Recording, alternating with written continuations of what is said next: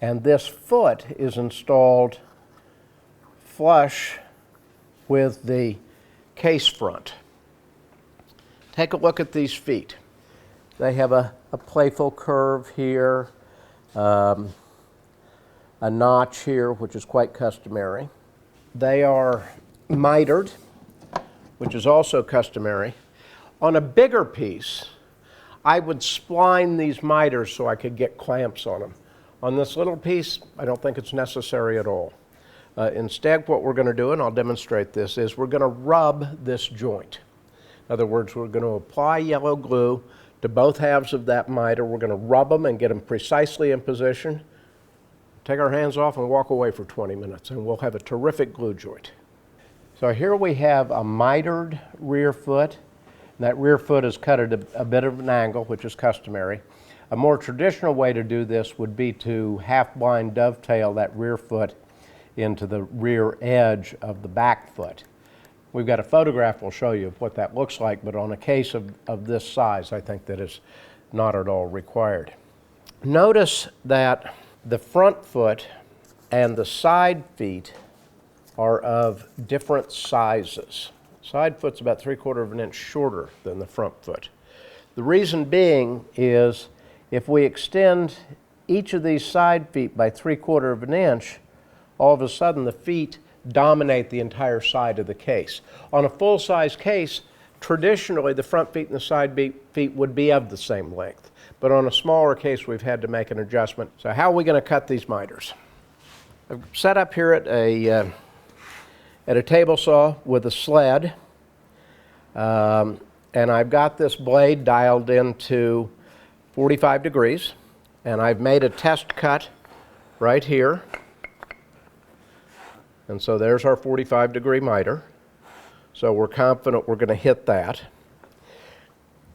When I build a sled, I'll put an insert plate behind the blade.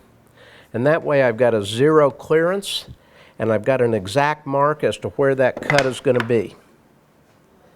Notice I've left this screw out because I knew I was going to be doing some miter work on this. So how do we hit the miter? The answer is right off that cut line. What I've done is this is the right pair of feet. Okay? So this is the front, the longer one. This is the side, the shorter one. And what I'm doing is, let me just sketch in those miters so that you can see them. I'm going to wrap the grain right around the corner of that foot. So that'll make for a very agreeable appearance, and frankly, it's not a lot of extra work. Notice we're cutting these miters before we cut out the shapes of the feet. Some people do it one way, some people do it another way. The reason I'm doing it this way and would recommend it is, if I cut the miters, one miter's got to be cut this way, and if I tried to cut that miter, this distance here is the only thing that would be held on the sled. That doesn't provide for very much stability. So we'll do the cutouts. I've already marked in the patterns. We'll do the cutouts after we form the feet.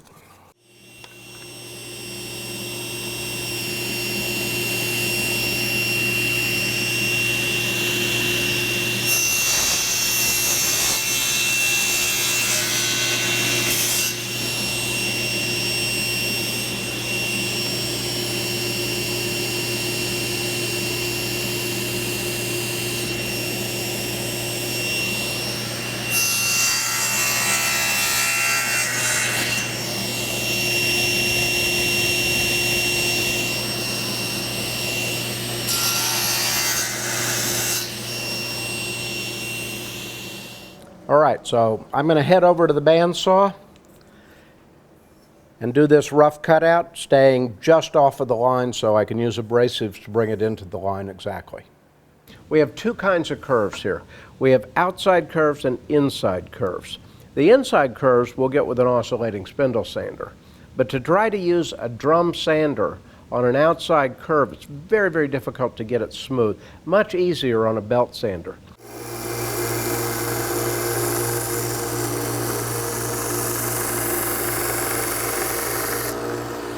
I've got very, very light pressure against that belt. These things can burn pretty easily with heavy pressure.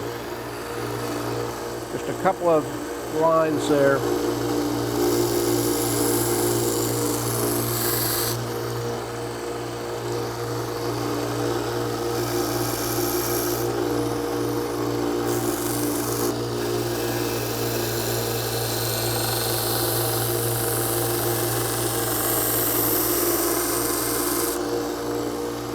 I'd like to hold a real crisp point here, and when I get over to the spindle sander, I want to hold a crisp point on that notch.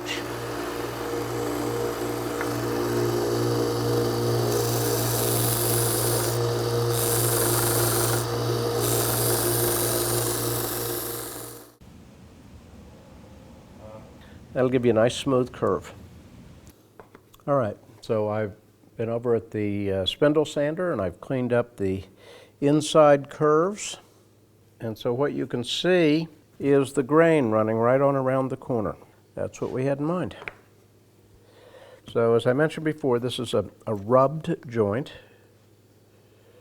Rubbed joint uses a little bit more glue. We're going to have some squeeze out and not care about it.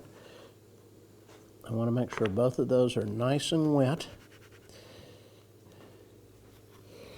Then I'm going to put them right into the position I want.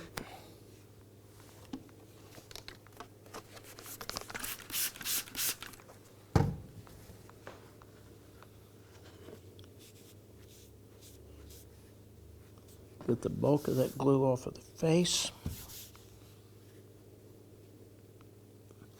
One final minor adjustment. No spline needed.